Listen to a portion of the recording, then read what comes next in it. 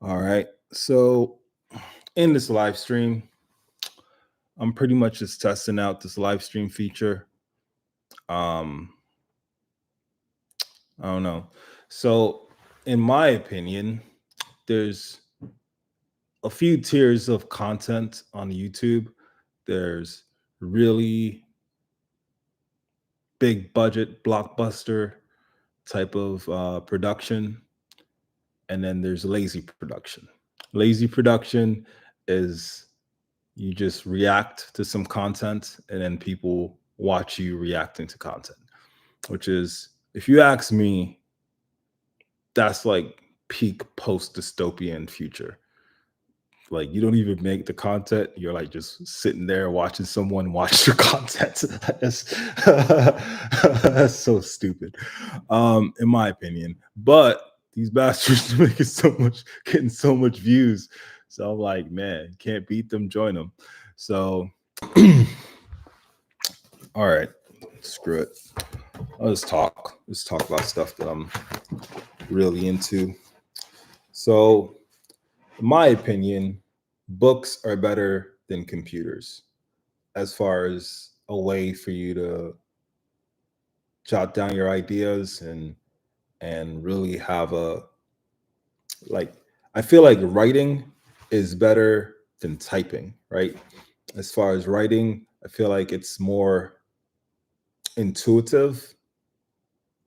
So when you're typing, even if you're like a master typer, like you're just hitting keys and stuff. But when you're writing, it's like you're flowing. It's like your brain is connected to your arm, which is connected to your paper, and then you use this tool, the pen, to jot your thoughts down and all that. So I have like tons of books. I just have tons and tons of just notebooks for just different subjects. This right here is my green notebook. I use this notebook to jot down system design ideas, especially for Medallion XLN. And this right here is my algorithm notebook with Dora the Explorer. Use that one to jot down various algorithms that I come across and think will be useful in the future. So yeah, just like I'm just writing all the time because I'm really good at it. I don't know if you guys like listen to my newsletters or write or read my newsletters. I'm really good at writing. Like back in high school, I was a delinquent, strong C student. But one thing that I was always good at, and I always got high marks on, like in my SATs, I think I did. I was okay at math. I don't remember what the score was. I got like a 1100 or something in reading and comprehension, and I think the highest you can get in writing is a 6 on your SATs, and I got a 6. So I'm really good at writing, and I've always been good at writing because I'm just always in my own world, thinking about other worlds and stuff. And I've been drawing comic books and writing comic books since I was like 13. I got to a point, like I used to draw a lot, and I used to draw all these different characters based on the X-Men. I was really into the X-Men and had my own little comic book verse called the X Team, pretty much. And this was around like 9/11. So the X Team, they were focused on stopping terrorists globally, right? So I had all these different characters drawn out, had about like 150 like unique characters. And and then I was like, what should I do with them? Like, there's a story here. So suddenly I just started writing comic books, and I would just be really into it, and I'll be cranking out like a comic book a week. Like, it's definitely wasn't high quality artistry, if you will, but it was definitely, it gave me a sense of purpose. gave me a sense of like, this is this does something to me. This sets my spirit on fire, right? And I really like that. I really like that quote when I say it sets my spirit on fire, because there's just some things in the world that you're really passionate about. Like a lot of times, like we go through life and we just do whatever. Like we just do whatever. Do go to college because your mom said to go to college, get a good job because your mom says to get a good job. And it's not like you're not doing anything you're really passionate about. So whenever you discover something that really sets your spirit on fire, like you have to pursue it wholeheartedly.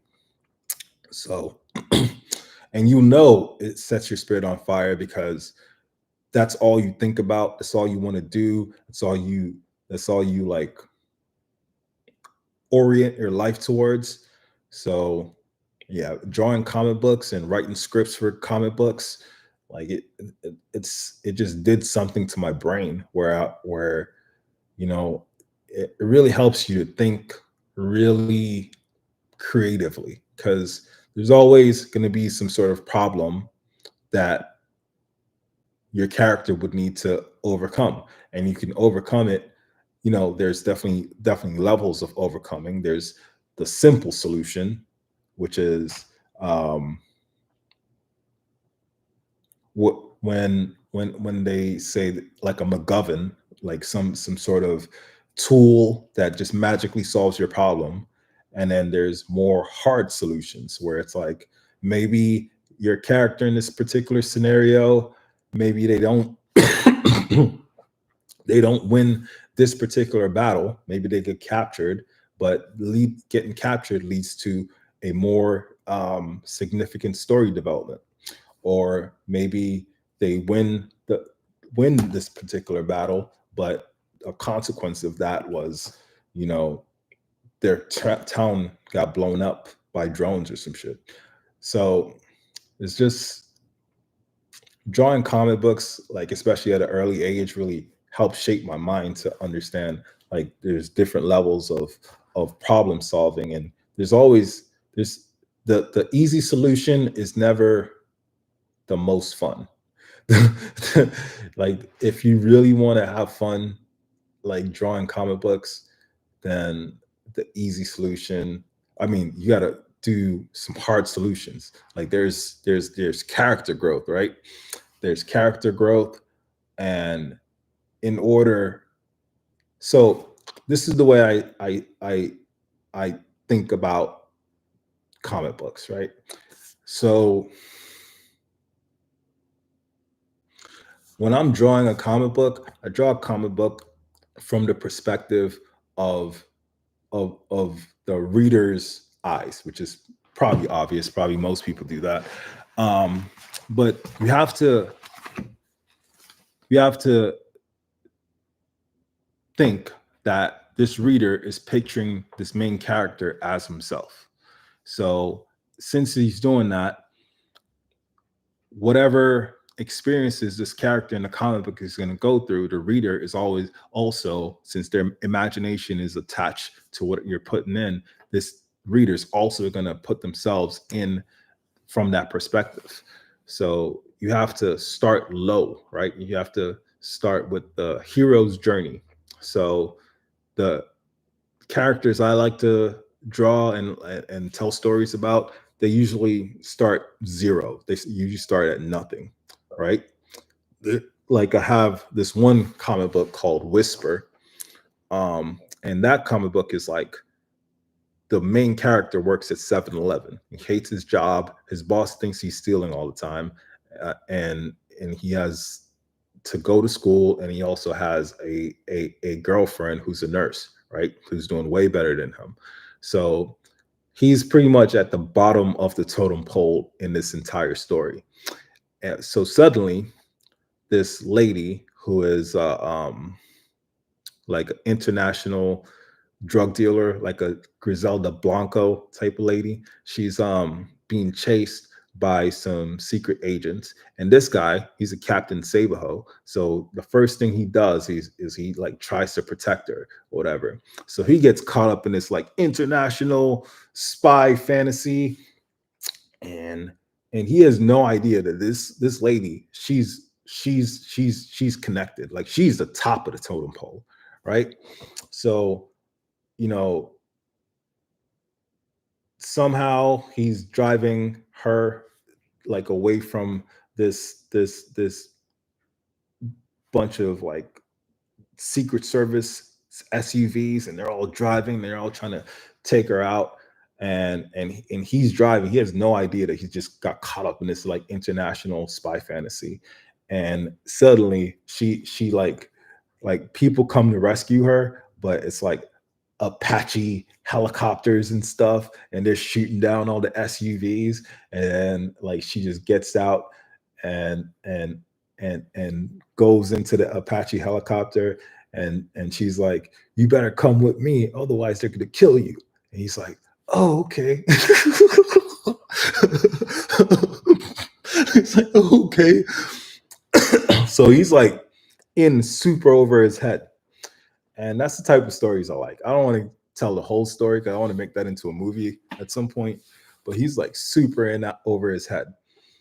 And that's the art of storytelling to me. Like you have to start off from someone whose perspective is like super relatable, like super down to earth, but then put them in these magnificent, scenarios that they probably wouldn't be in, and see how they react. Like it really tests their character, it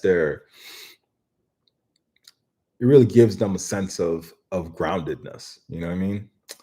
So, like I said, this is my first live stream. I'm just talking, just saying words. Um, Future live streams will probably be more focused, on blockchain and stuff like that. I just wanted to like test it out, see if I like it, see if I'm comfortable with it. I was trying to share my screen and then do all types of scientific stuff, but it doesn't seem like that's a thing right now. I don't know. Doesn't seem like a thing. I don't know. Is there anything else I want to say? That's it for now. I'll figure this out later. It's my first live stream.